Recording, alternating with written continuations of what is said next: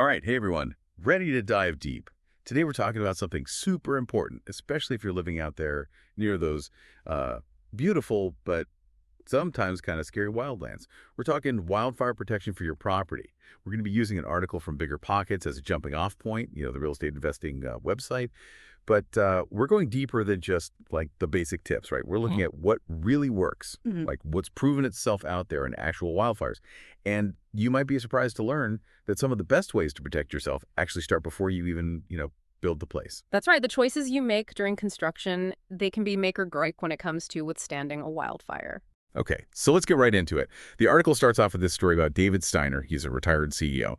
And his house in Malibu, miraculously survived this wildfire that basically wiped out like a ton of his neighbors' houses. And we're talking like multi-million dollar mansions gone.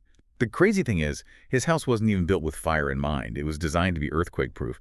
He used materials like stone and stucco, which, as it turns out, also happen to be amazing for fire resistance. Exactly. It's not just luck. Yeah. Stone and stucco, they have these inherent qualities that make them really good at resisting fire. Stone, well, it just doesn't burn, right? It's non-combustible. And stucco, that's like a plaster, it goes over this wire mesh, and it ends up forming this like really hard layer that can handle high temperatures for a surprisingly long time. So his house being earthquake-proof was like a bonus when the fire came. But what about people who are like specifically building or remodeling with fire in mind? What should they be thinking about? Well, there's another great example in the article, this architect, Greg Chasin. His home in Pacific Palisades that also survived a wildfire, but this time the fire resistance was totally intentional. Oh, yeah, I'm interested. What did he do? Chasin, like, meticulously planned every detail to minimize risk. First off, he created what's called a defensible space around the house, so he cleared out all vegetation and debris from the front yard. Then, for an extra layer of protection, he added these concrete garden walls. So it's not just about the house itself, but like the whole area around him. Absolutely. You want as much of a buffer zone as you can get between your house and anything that could fuel a fire. And then there's the house itself. No eaves, no overhangs on the roof, and absolutely no vents that could let embers in. Even the roof was metal, and it had this special fire-resistant underlayment. And just like Steiner's house, the walls were built to what's called a 1-hour fire rating. Wait, hold on. 1 hour fire rating. What does that even mean? How do they measure that? That's a great question. Basically, it means those walls can handle direct flames for at least an hour. Before, they start to fall apart, they do these standardized tests where they like blast wall sections with fire. It's pretty intense. The point is, this rating buys firefighters valuable time to get things under control, and it helps slow down how the fire spreads. But you got to remember, real wildfires can rage for way longer than an hour, so this is just one piece of the puzzle. Right, right. It's like it buys you time, but it's not a guarantee. Okay. Okay, so back to Jason's house. What other materials did he use? This all sounds pretty expensive. Well, yeah, he did use some high-end stuff, but a lot of what he did, you can actually apply that on different budgets. For example, his deck was made with Class A wood, which is like as tough as concrete or steel when it comes to igniting. This kind of wood, it's treated to be super fire resistant. But don't worry, there are definitely more affordable options out there for people who aren't, building a mega mansion. That's good to know. What about windows? I've always heard those are like a weak point during a fire. You're right on the money there. Regular glass, it can just shatter from the heat, and then the flames just get right in. Chasen used tempered glass, which can handle much higher temps. But even better, there's this growing trend of using fire-resistant glass, and that can hold up even longer under extreme heat. Fire-resistant glass, huh? I gotta look into that. Did he do anything special with the exterior walls? Even the wood he used on the front of the house was special. It was heat-treated wood, and then he used the walls and roof line to, like, shield that wood from direct flames. Basically, he built a fortress. Wow, that's some serious commitment to fire safety. But let's be real, not everyone can like rebuild their whole house. So what about people living in older homes? What are some practical things they can do to make their place more fire resistant? The article's got some great tips for that, too. One of the biggest things is choosing fire-resistant siding. Okay, so what are some good options for that? And is there like a big difference in cost? Fiber cement, metal, brick, stucco, those are all top-rated for fire resistance. Fiber cement, that's usually a good balance between cost and effectiveness. Metal siding, that's more expensive, but it lasts forever and it's super fire resistant. Brick and stucco, also very effective, but those can be pricier depending on where you live and how complicated the installation is. Interesting. So there are options, depending on your budget. What about the roof? What kind of roofing should people be looking for? Same idea as the siding. You want something known for fire resistance. Clay tiles, those terracotta ones, slate, metal roofing, and even some composite shingles are good choices. Okay, siding and roofing, check. What else should we be thinking about? Well, we talked about windows being vulnerable, and yeah, tempered glass is good, but fire-resistant glass is becoming more and more common these days. It's a bit of an investment up front, but the protection you get is worth it. Yeah, that makes sense, especially if you're in a high-risk area. Anything else around the windows we should be aware of? Good point. You know those classic, beautiful wooden window frames? Not ideal for fire country. They catch fire super easily, and they can help the flames spread like crazy. Even if you can't replace the glass right away, switching to fire-resistant frames is a really smart move. Another good tip. It's all about layers, right? Even small changes add up. But what about bigger things? Like the article mentioned this homeowner who actually saved their house because they had a sprinkler system hooked up to their swimming pool. And it was all powered by a generator. That's pretty wild. That's awesome. That's some real out-of-the-box thinking. It's not a typical setup, but it shows you what's possible. That's amazing. It's like turning your pool into a giant fire extinguisher. Yeah. Okay, well, you've talked about the structure of the house and stuff, but what about prevention? Like, the article talked a lot about defensible space. Yeah, maintaining a defensible space, that's absolutely crucial. It means creating this zone around your house where there's just less stuff to burn. You need to clear away dry brush and debris for at least 100 feet around your home. Don't forget about stuff like firewood piles or leaves. Keep those well away from the house. So no cozy fire pit right next to the house. Probably best to err on the side of caution there and keep any potential fire sources a safe distance away. And it's not just about what's right next to the structure, it's about your whole landscaping. Oh, you mean like using fire-resistant plants? Yeah. What are some good ones? Exactly. Native plants that are used to dry conditions are often naturally fire resistant. Succulents are a good example. They hold a lot of moisture, so they're less likely to burn. You can also look into fire-resistant ground covers and shrubs. Yeah, I'll have to see what grows well in my area. Are there any landscaping choices besides plants that can help with fire safety? Definitely. You can incorporate what's called hardscaping. That can be a really effective way to create fire breaks. Hardscaping, huh? What's that? It's basically anything non-living in your landscape, like patios, walkways, those retaining walls, gravel beds. They can actually help stop a fire from spreading, or at least slow it down. So if you put these things around your property in the right way, it's like creating barriers that the fire can't just jump over. Exactly. Concrete's great for that. It doesn't burn and it can handle the heat. And if you put water features in strategic spots, those can help create fire breaks too. Plus, they can be a water source if firefighters need it. That makes a lot of sense. It sounds like wildfire protection isn't just about what you do on your own property. It's also about working with your neighbors, right? 100%. Wildfire protection is a team effort. We'll talk more about that after a quick break. Okay, we're back, and we're still deep diving into wildfire protection.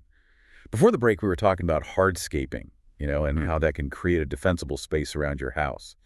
But it sounds like it's not just about what you do on your own property. It's a community effort, right? Absolutely. Wildfires, they don't care about property lines. So yeah, neighbors got to work together if they want to make their whole area more fire resistant. Okay, so what does that look like in real life? How can communities be more, proactive about this? Communication is huge. Everyone needs to know the risks. Everyone needs to know what to do if a fire breaks out. Yeah. And super important, they need to have a plan for how to communicate during an emergency. Yeah, that makes sense. Things can get crazy during a wildfire. And sometimes you can't even rely on your cell phone. Right, exactly. Yeah. Having walkie-talkies or even just a designated meeting spot could be a lifesaver. Are there any examples of, community-wide fire prevention efforts that have been really successful? Just curious to see what's working out there. There are some really cool programs popping up, like some communities are using goats to clear brush and create fire breaks. Wait, goats? Seriously? Yeah. I love that. How does that even work? I know, it sounds kind of funny, but it's actually super effective. And it's eco-friendly, too.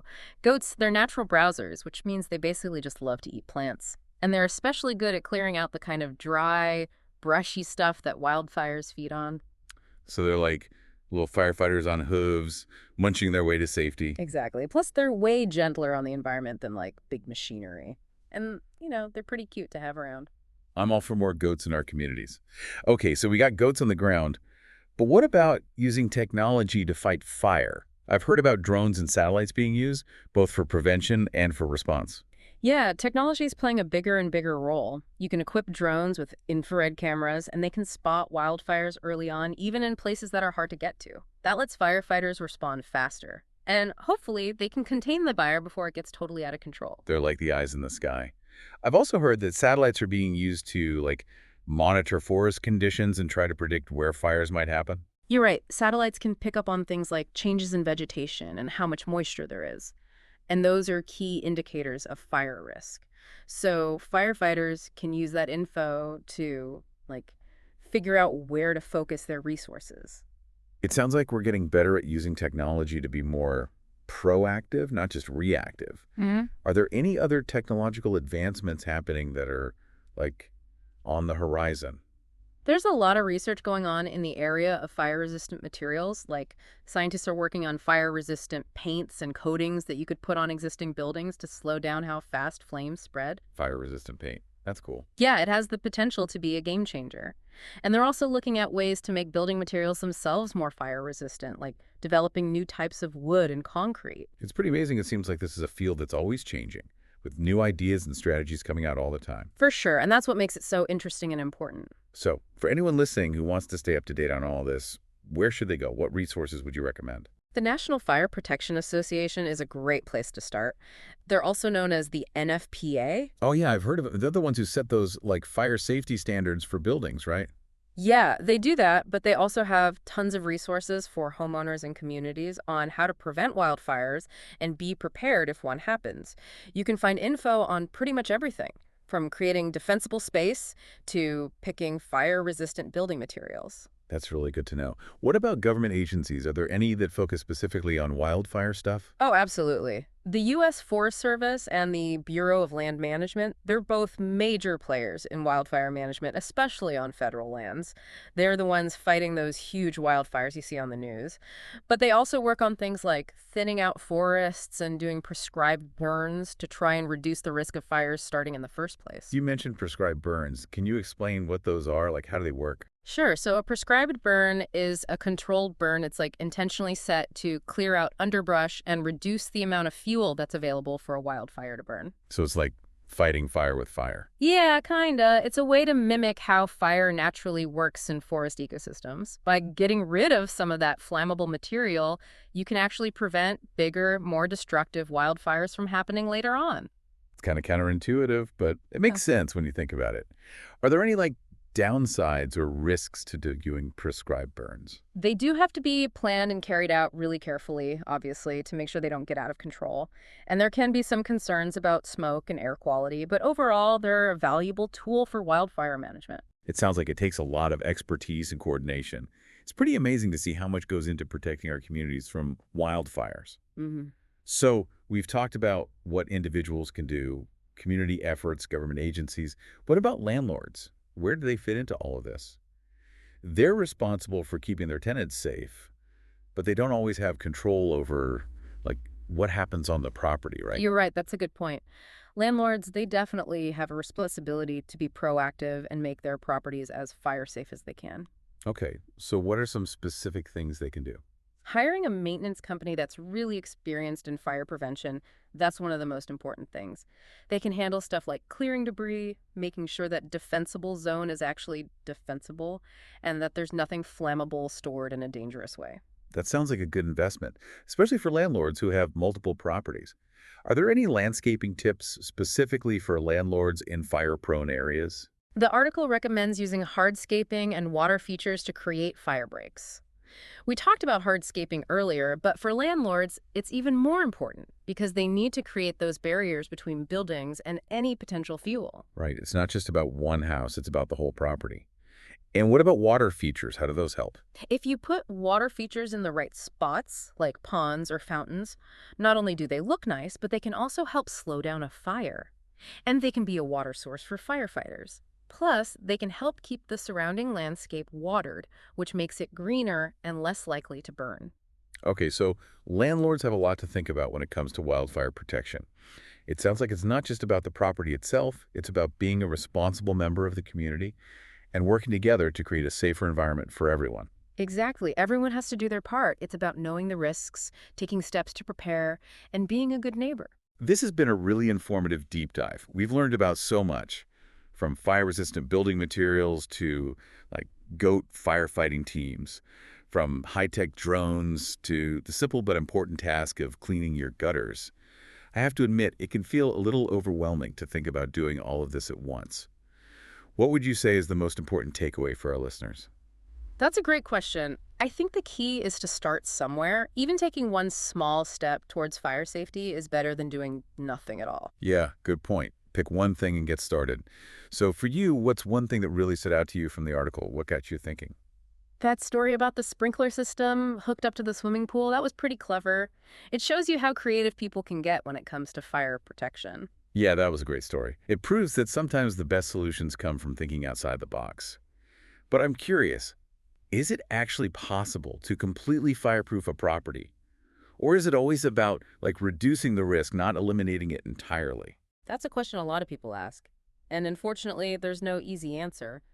Even if you do everything right, all the preventative measures, all the fire-resistant construction, there's still a chance a wildfire could cause damage. So it's about minimizing the risk as much as possible, but accepting that we can't control everything. Exactly. We can't control the wind or how intense the fire is. That's why it's so important to have a multi-layered approach to fire safety.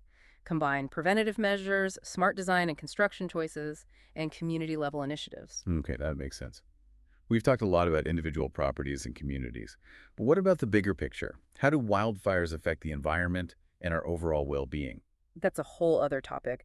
But basically, wildfire impacts go way beyond just property damage. They contribute to air pollution, which can be really bad for people's health, especially if they have breathing problems. Yeah, I've heard about wildfire smoke being dangerous. It can travel so far and affect air quality, even in areas that aren't directly hit by the fire. Exactly. And then there's the impact on wildlife habitats. Wildfires can wipe out huge areas of forest and grassland, animals lose their homes, and whole ecosystems get disrupted. It can take years for those areas to recover. That's really sad. It's one thing to lose a house, but to think about all the wildlife and the environment as a whole, it's pretty heavy. It is, and we're seeing wildfires happen more often and they're getting more intense. A lot of that is because of climate change.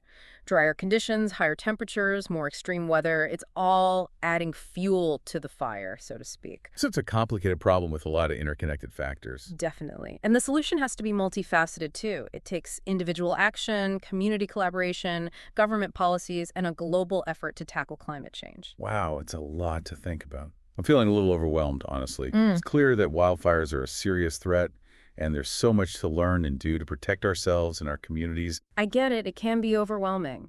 But we can't forget that we're not powerless. Every action we take, even if it seems small, can make a difference. Whether it's clearing brush around our homes, choosing fire-resistant building materials, or supporting policies that address climate change, we can all contribute to a safer, more resilient future. That's a good reminder. We can't just give up or wait for someone else to fix it. We all have a role to play. So, what can our listeners do to stay informed and engaged on this issue? There's so much information out there, it's hard to know where to start. Staying up to date on your local fire regulations and recommendations is a good place to start. Know when burn bans are in effect, and be aware of any fire safety guidelines specific to your area. Right, like knowing how to create a defensible space around your property and having an evacuation plan. Exactly. And getting involved in community fire safety initiatives is another great way to make a difference. Like what kind of initiatives? Some communities have neighborhood cleanup days to remove flammable debris. Others have workshops on fire-resistant landscaping or how to make your home more fire-resistant. And a lot of fire departments offer free home safety inspections to help people identify potential hazards. Those are all really good ideas. I'm definitely going to look into what's happening in my area. I encourage you to do that. And remember, knowledge is power. The more we understand about wildfires and their impacts, the better prepared we'll be to protect ourselves and our communities. That's a great message to end on. We're going to wrap up this episode of The Deep Dive now. But before we go, we'll leave you with some final thoughts and takeaways, and we'll be sure to include links to all the resources we mentioned in the show notes. Sounds good. And we're back for the final part of our deep dive into wildfire protection. Man, we've covered a lot of ground, haven't we? Everything from those fire-resistant building materials to those goat brigades clearing brush. It's been pretty fascinating. Yeah, it really has. We've seen how it all ties together, you know? Individual choices, community efforts, all the new technology. It all adds up to a more fire-resilient future. Exactly. And it's not about finding that one magic solution, Right. right? It's about all those layers of protection. You got your smart building choices, the preventative measures, the landscaping, working with your neighbors, staying informed about new stuff. Absolutely. It's about recognizing that we're all in this together. So as we wrap this up, what are some of the big takeaways you want our listeners to, really walk away with? What's the one thing you hope sticks with them? You have the power to make a difference. That's what I want everyone to remember. Even small steps can make a big impact when it comes to wildfire protection. So, take a look at your property. What are the potential hazards? Could you clear some brush? Maybe plant some more fire-resistant stuff? How about adding some hardscaping? Every little bit helps. Yeah, it's like that saying, a journey of 1,000 miles begins with a single step. Exactly. You don't have to do everything at once, just start somewhere. And don't forget about the power of community. Talk to your neighbors, get them thinking about fire safety. Maybe you can organize a cleanup day or share some tips on fire-resistant landscaping. Those are great ideas. It's about looking out for each other, realizing that we're all in this together. Any other parting words of wisdom before we sign off? Yeah, I'd encourage everyone to really dive into those resources we talked about earlier. The NFPA, the US Forest Service, the Bureau of Land Management, they have so much information on wildfire protection and prevention. Tips on creating defensible space, choosing fire-resistant materials, understanding how fire behaves, even preparing for an evacuation. Knowledge is power when it comes to wildfires. Couldn't agree more, and we'll make sure to put the links to all those resources in the show notes so everyone can easily find them. Okay, before we go, what's one final, thought-provoking question you want to leave our listeners with? Something for them to, chew on as they continue their own wildfire protection journey. All right, here's one. Imagine a future where communities are all actively involved in wildfire protection, where homes are built to resist fire, where we can use technology to accurately predict and manage wildfires. What will your role be in making that future a reality? What steps can you take starting today to make a difference? That's a great question and a great call to action. It doesn't have to be a huge thing, It could be talking to your family about fire safety, researching some fire-resistant plants for your yard, maybe even volunteering with your local fire department. Every action, no matter how small, gets us closer to a future where wildfires are less destructive and communities are more resilient. Well said. And remember, this isn't just about protecting houses. It's about protecting lives, preserving our environment, and building a safer, more sustainable world for everyone now and in the future. That's a perfect note to end on. Thanks for joining us on this deep dive into wildfire protection. Stay safe out there and keep those learning sparks flying.